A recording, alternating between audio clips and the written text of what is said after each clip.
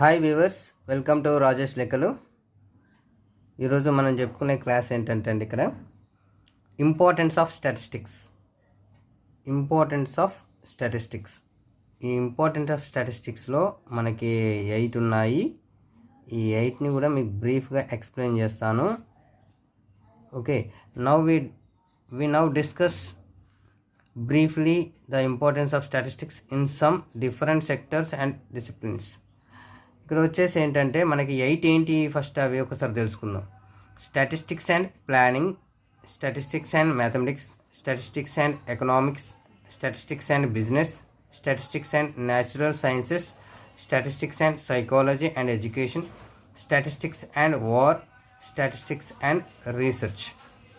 అంటే మనం స్టాటిస్టిక్స్ని ఎక్కడెక్కడ ఎలా యూజ్ చేస్తున్నాం అనేది మనం ఈ స్టాటిస్టిక్స్ యొక్క ఇంపార్టెన్స్ ఏంటంటే మనం స్టాటిస్టిక్స్ వీటన్నిట్లలో యూజ్ చేస్తున్నాం కాబట్టి స్టాటిస్టిక్స్ యొక్క ఇంపార్టెన్స్ క్లియర్గా మొదటిగా ఏంటంటే statistics and planning. Statistics and planning అంటే మనకి ఏ సెక్టర్ అయినా కావచ్చు, బిజినెస్ సెక్టర్ అయినా కావచ్చు, గవర్నమెంట్ సెక్టర్, ఏ ఆర్గనైజేషన్ తీసుకున్నా కూడా అక్కడ ఆ మేనేజ్మెంటు ఆ బిజినెస్ సంబంధించింది కానీ ఏదైనా కానీ ఒక ప్లానింగ్ ఉంటుంది. ఆ ప్లానింగ్ దీన్ని ముందుగా ఫస్ట్ ఆఫ్ ఆల్ మనం ఏమంటామంటే ద ఏజ్ ఆఫ్ ప్లానింగ్ అని కూడా అంటాం. దీన్ని ఏమంటామండి? ద ఏజ్ ఆఫ్ ప్లానింగ్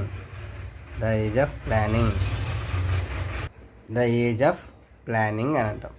అయితే ఇక్కడ ఏజ్ ఆఫ్ ప్లానింగ్ అని ఎందుకు కావాల్సిందంటే మనకు ముందుగా మనం గవర్నమెంట్ సెక్టార్లో తీసుకున్నట్టయితే మనకి శాసనసభలలో కానీ లేదా పార్లమెంట్లో కానీ ఇక్కడ వచ్చేసి మనకి ఏంటంటే వాళ్ళు కొంత బడ్జెట్ వేస్తారు. ఈ ఇయర్కి బడ్జెట్ పెడుతున్నామని చెప్పేసి వీళ్ళకి ఇంత అని చెప్పేసి డిస్ట్రిబ్యూట్ చేస్తారు. మనం పంచవర్ష ప్రణాళికలు కూడా తీసుకోవచ్చు ఇందులో. ప్లానింగ్ కమిషన్ అని కూడా ఉంటుంది కదా. సో అక్కడ మనకి కంపల్సరీగా స్టాటిస్టిక్సే యూజ్ చేస్తూ ఉంటారు. ఓకే, ఇక్కడికి వచ్చేసి ఏంటంటే మనం ఏంటంటే స్టాటిస్టిక్స్ డేటా రిలేటెడ్ టు వేటికి ఉంటుందంటే production, consumption, price, investment, income, expenditure, వీటిల్లో మనం స్టాటిస్టికల్ టెక్నిక్స్ అనేది యూజ్ చేస్తూ ఉంటాం. ఓకే, ఇక్కడ గుర్తుపెట్టుకునేది ఏంటంటే organization in the government or managements of business. Okay right, ఇక్కడ మనం ప్లానింగ్లో ఈ విధంగా చెప్పుకుంటాం. ఓకే, అర్థమైందా అండి? ఇక్కడ స్టాటిస్టిక్స్ అండ్ ప్లానింగ్ అనేది ఎక్కడెక్కడ యూజ్ చేస్తున్నాం అనేది. ఒకటి, ఫర్ సపోజ్ మనం ఏదైనా వ్యాపారం చేస్తున్నాం అనుకోండి, మనకి ఎంత ఇన్వెస్ట్మెంట్ వస్తుంది, మనం ఎంత ఇన్వెస్ట్మెంట్ పెడుతున్నాం, మనకి ఎంత ఇన్కమ్ వస్తుంది, ఎన్ని నెలలు, ఎట్లా దీన్ని బిజినెస్ చేయాలి అనేది ఒక స్ట్రాటజీ ప్రకారం వెళ్ళాలంటే ఖచ్చితంగా దానికి ఒక ప్లానింగ్ ఉండాలి. ప్లానింగ్కి స్టాటిస్టిక్స్ అనేది యూజ్ అవుతుంది. Okay, next statistics and mathematics తీసుకోండి. ఇక్కడ స్టాటిస్టిక్స్ అండ్ మ్యాథమెటిక్స్ అంటే ఇక్కడ స్టాటిస్టిక్స్ అంటేనే one of the branch of applied mathematics, అంతే కదా. ఇటు ఆల్రెడీ మనం ముందు క్లాస్ 1లో మనం చెప్పేసుకున్నాం దాని గురించి. ఓకే, ఇక్కడికి వచ్చేసి ఏంటంటే మనకి ఈ స్టాటిస్టిక్స్ అనేది మ్యాథమెటిక్స్ బ్రాంచ్ కాబట్టి ఖచ్చితంగా ఈ statistics depends on mathematical theory. Okay right, అర్థమవుతుందా అండి? మనకు ఇంటిగ్రేషన్స్ కావచ్చు, ఆల్జిబ్రా, ట్రిగ్నామెట్రీ, మ్యాట్రిక్స్ థియరీ, ఏవైనా కూడా మ్యాథమెటిక్స్ టూల్స్ అనేటి మీద ఇది ఖచ్చితంగా స్టాటిస్టిక్స్ అనేది డిపెండ్ అయి ఉంటుంది. ఓకే, నెక్స్ట్ ఇక్కడ అవసరం అయితే ఇక్కడ రాసేసుకోండి. Applied mathematics, one of the branch of applied mathematics.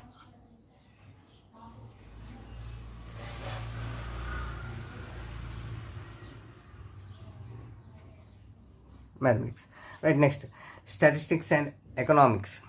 ఇంకొక వచ్చేసి ఏంటంటే నేను క్లాస్ 1లో కూడా మీకు చెప్పానండి. స్టాటిస్టిక్స్ అండ్ ఎకనామిక్స్ అనేది ఏంటంటే 1890లో ఇక్కడ నేను రాస్తున్నాను. 1890లో ఏంటంటే ప్రొఫెసర్ ఆల్ఫ్రెడ్ మార్షల్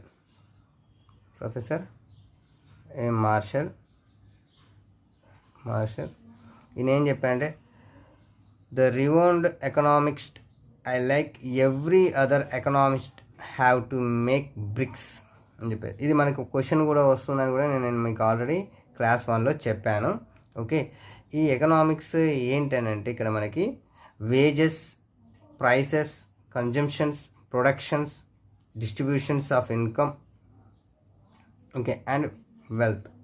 ఓకే, మనం వీటిలలో మనం ఏంటి ఎకనామికల్గా వీటన్నిటిని కూడా మనం ఇంకా ఇది స్టాటిస్టిక్స్ అండ్ ఎకనామిక్స్ అనేది ఎక్కడ బాగా మనం యూజ్ చేస్తామనంటే economics problems such as tools, statistical tools like index numbers, time series analysis. Okay, వాటి దగ్గర మనం ఈ స్టాటిస్టికల్ టూల్స్ అనేటివి మనం యూజ్ చేస్తాం. ఓకేనండి, ఇది ఎకనామికల్కి సంబంధించింది. ఆ ఎకనామికల్ స్టాటిస్టిక్స్ ఎకనామిక్స్ గురించి చెప్పింది ఎవరయ్యానంటే ఆల్ఫ్రెడ్ మార్షల్. ఓకే, ఇది మీరు గుర్తుపెట్టుకోవాల్సింది. ఏంటంటే ఏం లేదండి, మనం ఇప్పుడు ఒక ఇల్లు కడుతున్నాం అనుకోండి, ఫర్ సపోజు ఏదైనా బిజినెస్ చేస్తున్నప్పుడు ఏదైనా కూడా మనం ఏదైనా మనం బట్టల షాప్ కనుక పెట్టామనుకోండి, అక్కడ మనం బిజినెస్ చేయాలి, అక్కడ లేబర్ ఎంత పడతారు, పెద్ద షాప్లో ప్రొడక్షన్ కెపాసిటీ ఎంత ఉంది, దాని క్యాపిటల్ ఎంత, ఇవన్నీ కూడా మనం చూసుకోవడానికి యూజ్ అవుతుంది. సేమ్ ఈ రెండు దగ్గరనే ఉంటాయండి, స్టాటిస్టిక్స్ అండ్ బిజినెస్ కూడా. ఇప్పుడు మనం వచ్చేసి ఏంటంటే నెక్స్ట్ స్టాటిస్టిక్స్ అండ్ బిజినెస్. మనకు ఒక ప్లానింగ్ లేకుండా కనుక ఓవర్ ఎక్స్పెక్టేషన్స్ తోటి కనుక ఇంత ఇన్కమ్ వస్తుంది ఇంత అని చెప్పేసి గాల్లో లెక్కలేసి కనుక మనం చేస్తే ఆ బిజినెస్ ఏమవుతుందండి, లాస్ కావడానికి ఛాన్సెస్ ఉంది. సో మనం స్టాటిస్టిక్స్ కనుక యూజ్ అయితే మనకి వచ్చే ఇన్కమ్ బాగుంటుంది. దీన్ని సైంటిఫిక్ మేనేజ్మెంట్ అంటారు. Okay right. Marketing decisions, investment, ఈ స్టాటిస్టిక్స్ని ఎక్కడెక్కడ మనం బిజినెస్లో ఎలా యూజ్ చేస్తాం అంటే సైంటిఫిక్ మేనేజ్మెంట్ కావచ్చు, మార్కెటింగ్ డెసిషన్స్ కావచ్చు, పర్సనల్ అడ్మినిస్ట్రేషన్ కావచ్చు, మార్కెట్ అండ్ ప్రొడక్షన్ రీసెర్చ్ కావచ్చు, ఓకే, క్రెడిట్ పాలసీలు కావచ్చు, inventory controls. Okay, inventory controls అంటే మనం ఇక్కడ వచ్చేసి production and sales. Okay, accounting, మనం అకౌంటింగ్స్ అని ఉంటాయి, ప్రతి దాంట్లో ఉంటాయి, ఏ బిజినెస్లో అయినా సరే మనకి అకౌంటింగ్ అనేది ఖచ్చితంగా ఉంటుంది. ఓకే, సేల్స్ కంట్రోల్ కావచ్చు. ఇంకా లైఫ్ ఇన్సూరెన్స్ కూడా మనం ఇక్కడ స్టాటిస్టిక్స్ అనేది యూజ్ చేస్తాం. ఈ బిజినెస్లలో స్టాటిస్టిక్స్ అనేది ఇంపార్టెన్స్ అనేది ఉంటుంది. ఓకే, నెక్స్ట్ వచ్చేసి ఏంటంటే స్టాటిస్టిక్స్ అండ్ న్యాచురల్ సైన్సెస్. ఇక న్యాచురల్ సైన్సెస్ అనగానే మనకి ఏంటి సార్ ఈ న్యాచురల్ సైన్సెస్ అని అంటే లైక్ ఆస్ట్రానమీ. ఏంటంటే అవి ఆస్ట్రానమీ. నెక్స్ట్ వచ్చేసి ఏంటండి బయాలజీ, జూలాజీ, మెట్రాలజీ,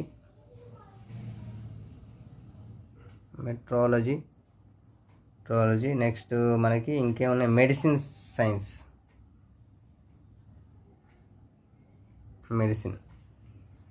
సైన్సెస్లో కూడా మనం ఈ న్యాచురల్ సైన్సెస్ అంటే మనం వీటన్నిటిని తీసుకుంటాం. ఇప్పుడు వీటిలలో స్టాటిస్టిక్స్ ఒక ఇంపార్టెన్స్ ఏంటంటే ఎలా ఉంటుందంటే ఫస్ట్ ఆఫ్ ఆల్ దీనికి ఒక biological theory was first studied by sir Francis Galton అనే అతను. ఏంటంటే మనకి రెగ్రెషన్లో వస్తుందండి, కొరలేషన్ రెగ్రెషన్స్ దగ్గర రెగ్రెషన్స్ డెవలప్ చేసింది ఎవరు అంటే ఫ్రాన్సిస్ గ్యాల్టన్ అని చెప్పేసి అక్కడ చెప్పుకుంటాము. సో అతనే ఇక్కడ ఏంటంటే బయాలజికల్ థియరీ, స్టాటిస్టికల్ మెథడ్స్ని మనం biological theory was first studied sir Francis Galton in his work. Okay, అతను వర్క్ చేశాడనమాట. ఇంకా ఏంటి వీటి మీద, ఈ థియరీ మీద ఇంకా మనకి professor curl Pearson the whole theory of heredity rest అని చెప్పేసి చెప్పుకుంటాం ఇక్కడ మనం. నెక్స్ట్ వచ్చేసి ఏంటంటే ఇక ఆస్ట్రానమీకి వెళ్ళండి. ఆస్ట్రానమీ అనగానే మనకేంటిది ప్లానెట్స్, స్టార్స్ ఇవన్నీ ఉంటాయి కదా, స్టార్స్, ప్లానెట్స్ ఉంటాయి కదండి. సో ఇక్కడ గాసియన్ నార్మల్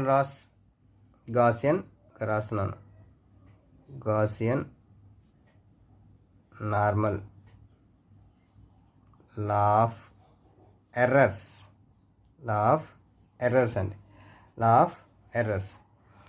అని చెప్పేసుకుంటాం ఇక్కడ. The study of movements of stars and planets, దాని గురించి కూడా మనం స్టాటిస్టిక్స్ అనేది ఇంపార్టెన్స్ ఉంటుంది దాంట్లో కూడా.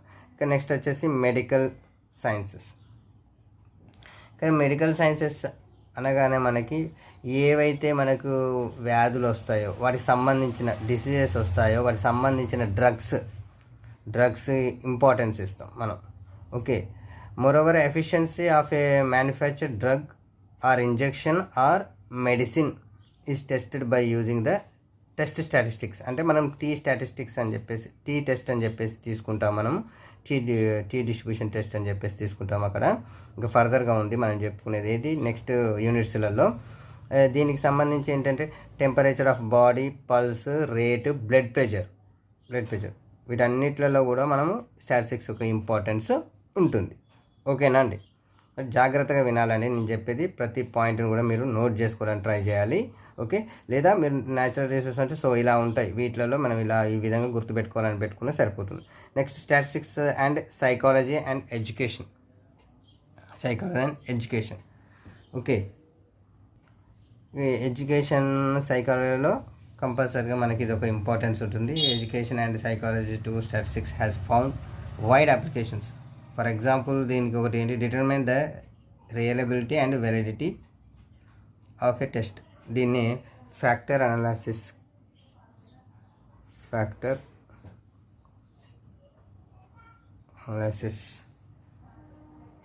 ఎక్సెట్రా. ఓకే రైట్, ఇక్కడ మనం దీని సైకాలజీలో ఉన్న ఎడ్యుకేషన్లో ఇంపార్టెన్స్ ఉంటుంది. నెక్స్ట్ స్టాటిస్టిక్స్ అండ్ వార్ అంటే ఇక్కడ మనకు వచ్చేసి decision functions can be great assistance to military and technical person to plan maximum destruction with minimum effort. ఇది ఒకటి గుర్తుపెట్టుకోవాలి, ఏంటంటే maximum destruction with minimum effort అనేది గుర్తుపెట్టుకోవాలి. అంటే మనం వార్ సంబంధించినప్పుడు కూడా ఏమైనా యుద్ధాలు అయినప్పుడు మనం ఏం చేస్తాం, దానికి సంబంధించిన స్టాటిస్టిక్స్ అనేది ఇంపార్టెన్స్గా తీసుకుంటాం. నెక్స్ట్ వచ్చేసి స్టాటిస్టిక్స్ అండ్ రీసెర్చ్. ఇక రీసెర్చ్ అంటే ఎక్స్పెరిమెంట్స్. దేంట్లో experiments? For example crop yield మనం ఏదైతే పంట దిగుబడి ఉంటుందో దాంట్లో డిఫరెంట్ టైప్స్ ఆఫ్ ఫెర్టిలిటీస్, అంటే మనం మందులు వాడతాం. డిఫరెంట్ టైప్స్ ఆఫ్ సాయిల్స్ ఏవైతే భూములు ఉంటాయో, ఓకే, అక్కడ the growth of animal under different diets and environment are frequently designed. Okay right, help of statistical methods. అంటే మనం అక్కడ తీసుకునేటి ఒక స్టాటిస్టికల్ మెథడ్స్ ఏ విధంగానైతే తీసుకుంటున్నామో, మనం చెప్పాం కదా రీసెర్చ్ మనం పంటకు సంబంధించినవి, దాని గురించి కూడా మనం ఈ స్టాటిస్టిక్స్ అనేది ఇంపార్టెన్స్ ఉంటుంది. ఓకేనండి, ఈ ఇంపార్టెన్స్ ఆఫ్ స్టాటిస్టిక్స్ అనేది చాలా ఇంపార్టెంట్. మీకు ఇవి క్వశ్చన్స్ కూడా అడుగుతుంటారండి, దీంట్లో నుండి వస్తాయి మనకు. చాలా జాగ్రత్తగా మీరు ఇక్కడ నేను చెప్పినవన్నీ మీరు నోట్ చేసుకుంటే సరిపోతుంది, లేదా గుర్తుపెట్టుకోవచ్చు. ఇది నార్మల్గానేనండి, మనకు జనరల్గా జరిగేటి ఇవన్నీ మీరు అంత పెద్దగా బాగా కష్టపడాల్సిన పని లేదు. నేను చెప్పినట్టు ఫాలో అవ్వండి. ఓకే, నెక్స్ట్ ఇక్కడ చూడండి, లిమిటేషన్స్ ఆఫ్ స్టాటిస్టిక్స్. ఈ లిమిటేషన్స్ ఆఫ్ స్టాటిస్టిక్స్లో మనకు వచ్చేసి the following are the important limitations of the science of statistics. Okay, దీంట్లో వచ్చేసి మనకి 5 ఉన్నాయి. ఇవి మనం ఒకసారి చూద్దాము. ఏంటంటే అది statistics does not deal with individual measurements. Statistics deals only with quantitative characteristics. Statistical results are true on an average. Statistics is only one of the methods of studying a problem. Statistics can be misused.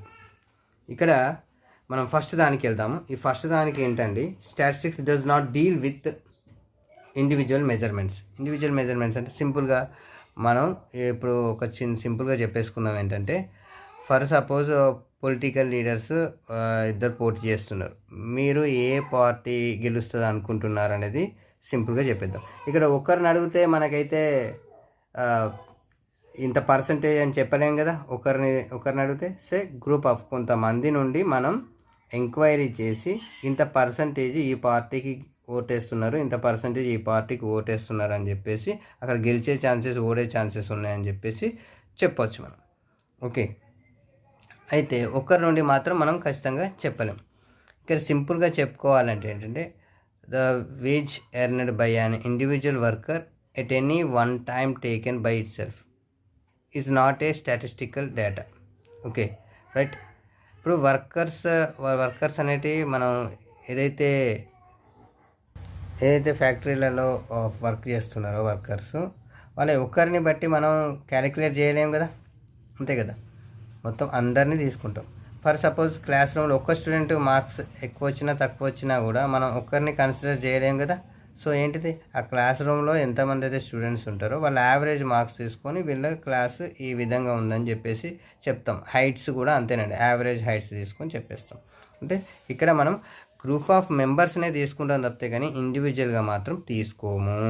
Okay right. Next statistics deal only with quantitative characteristics. అంటే ఇక్కడ quantitative characteristics like honesty, efficiency, intelligence, blindness and deafness okay cannot be studied directly. సింపుల్గా మనం చెప్పుకునేది ఏంటంటే ఇక్కడ ఇప్పుడు honesty ఎంత ఉందో చెప్పగలుగుతారా మీరు? ఇంటెలిజెన్స్ ఎంత ఉందో చెప్పగలుగుతారా? చెప్పలేదు. సో ఇక్కడ ఏంటి, we may study the intelligence of boys on the basis of the marks obtained by them in an examination.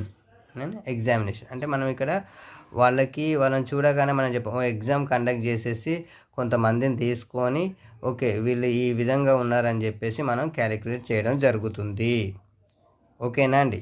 ఏదైనా కూడా ఇక్కడ హానెస్టీ కావచ్చు, efficiency, intelligence, blindness and deafness okay వీటన్నిటిని కూడా మనం కొంతమందిని తీసుకొని ఈ విధంగా ఉందని చెప్పేసి మాత్రమే చెప్పగలుగుతాము. Okay right. Statistics results are true on an average. Okay ఇవి ఒక కంక్లూజన్ని మనకి ఇవ్వవు. ఎట్లా అంటే this is because statistics as a science is less exact as compared to natural sciences. Less exact ఎట్లా అంటే న్యాచురల్ సైన్సెస్ అంటే ఏమని చెప్పాము మనం ఇంతకుముందు ఏమో astronomy, biology, zoology, metrology, medicines, BP, blood pressure, pulse rate ఇవన్నీ తీసుకున్నాం కదా. సో ఇక్కడ ఏంటిది, the conclusion obtain statistical are not universally true అని చెప్పేసి చెప్తున్నారు. ఓకే అంటే రైట్. ఇది ఖచ్చితంగా కూడా మనం ఏదైనా స్టాటిస్టికల్ రిజల్ట్స్ అనేటివి మనం ఖచ్చితంగా మనం ఇది అనేది మాత్రం చెప్పలేము. Okay right. Next statistical is only one of the methods of studying A problem. ఇవి దేని మీద డిపెండ్ అయి ఉంటాయి? ఆ ప్రాబ్లం మీద డిపెండ్ అయి ఉంటాయి. ఏదైనా ప్రాబ్లం మీద అవి డిపెండ్ అయి ఉంటాయి అని చెప్పేసి చెప్పుకోవచ్చు ఇక్కడ. Next statistics can be misused. Statistics can be misused అంటే సింపుల్ అండి.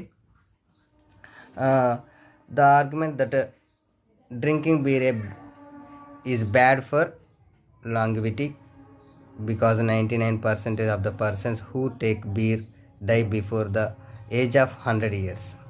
అంటే మనం తాగినోడు ఇలా చచ్చిపోతాడు 100 years లోపు అని, తాగని వాళ్ళు 100 years బతుకుతారని అయితే మనం ఇక్కడ చెప్పలేము కదండి. Okay this is the wrong conclusion అన్నట్టు. ఓకే సో ఇది ఇక్కడ మనం మిస్యూజ్ చేయడానికి ఛాన్సెస్ ఉంది. ఓకే ఇలా nothing but limitations of statistics, that means disadvantages. Okay right. ఇవ్వండి మనం సింపుల్గా చెప్పుకునేటి. ఒక వీటిల నుండి మనకు ఏవైనా కూడా సెకండ్ దాని మీద ఎక్కువ మనకి క్వాంటిటేటివ్ క్యారెక్టరిస్టిక్స్ అనేది అడుగుతున్నాడు. దీని జాగ్రత్త ఒకదాన్ని గుర్తుపెట్టుకోండి. ఇవి limitations of statistics and important of statistics అండి. ఇవి జాగ్రత్తగా నేను చెప్పిన వాటిని మీరు గుర్తుపెట్టుకోండి. Okay right. Thank you everyone. Do you have any doubt? Please comment. Please subscribe my channel. Don't forget like and share. Thank you.